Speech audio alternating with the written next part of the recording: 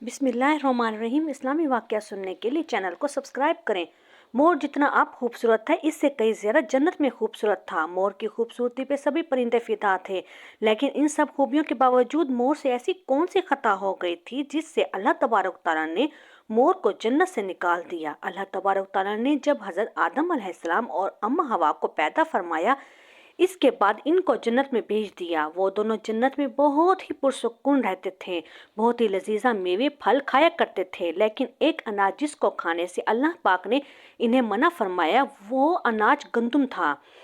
شیطان حضرت آدم علیہ السلام کی وجہ سے ہی جنت سے نکالا جا چکا تھا، اسی وجہ سے شیطان کی حضرت آدم علیہ السلام سے دشمنی ہو گئی تھی۔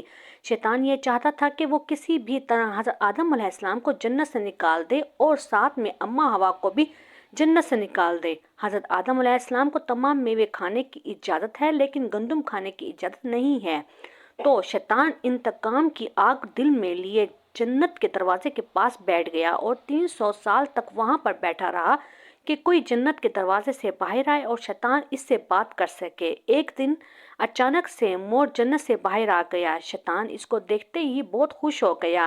شیطان نے پوچھا، اے خوبصورت پرندے تم کون ہو؟ مور بولا، میں مور ہوں، اب تم اپنا تعارف کرواؤ۔ شیطان نے جواب دیا کہ میں عالم کروبیہ کا ایک فرشتہ ہوں، میں اللہ پاک کی عبادت سے ایک پل بھی غافل نہیں ہوں، میں چاہتا ہوں کہ میں جنت میں جاؤں، وہاں کی نعمتوں کا اپنی آنکھوں سے مشاہدہ کروں۔ شیطان مور سے کہنے لگا کہ تم مجھے جنت کے اندر لے جاؤ، میں تمہیں 3 ایسی باتیں بتاؤں گا جس سے تم ابدی زندگی حاصل ہو جائے گی، تمہیں بڑھاپا بیماری نہیں آئے گی، تم ہمیشہ جنت میں ہی رہو گے۔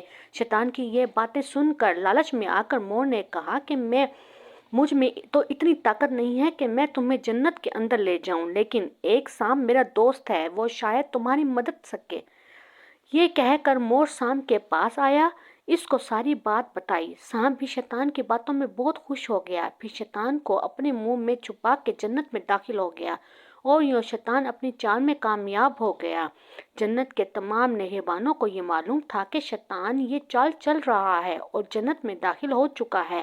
فرشتے شیطان کو جنت سے نکالنے لگے، ابھی تک جنت میں ہی رہنے دیا جائے۔ وہ فرشتے اللہ تبارک تعالیٰ کے حکم سے رک گئے۔ شاید یہ حضرت آدم علیہ السلام کا امتحان تھا۔ شیطان حضرت آدم علیہ السلام کے پاس اور اماں حوا کے پاس جا کر اپنی محبت کا اظہار کرنے لگا۔ وہ دونوں ہی شیطان کو پہچان نہ سکے کیونکہ ماضی کے مقابلے میں شیطان کی شکل تبدیل ہو چکی تھی۔ شیطان کہنے لگا کہ میں چاہتا ہوں کہ آپ دونوں ہمیشہ جنت میں اسی طرح زندگی گزاریں، ہمیشہ خوش رہیں۔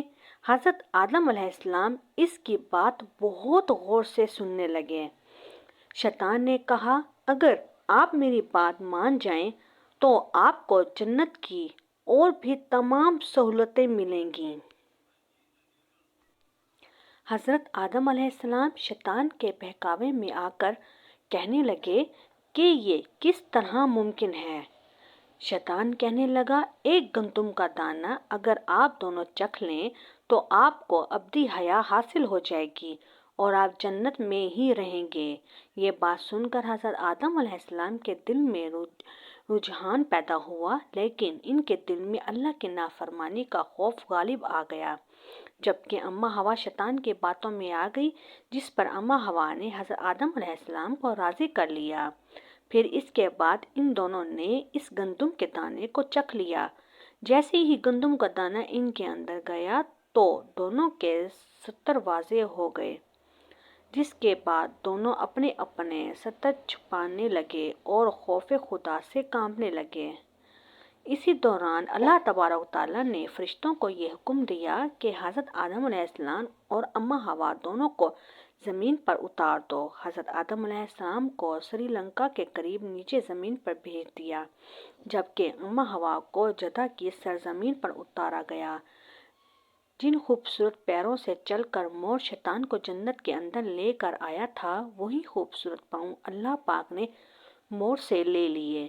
سانپ جو اپنے منہ میں شیطان کو چھپا کر لایا تھا، اس کے منہ کی خوبصورتی خوشبو کو چھین کر اس میں زہر ڈال دیا گیا۔ پھر مور کے ساتھ ساتھ سانپ کو بھی جنت سے نکال دیا گیا۔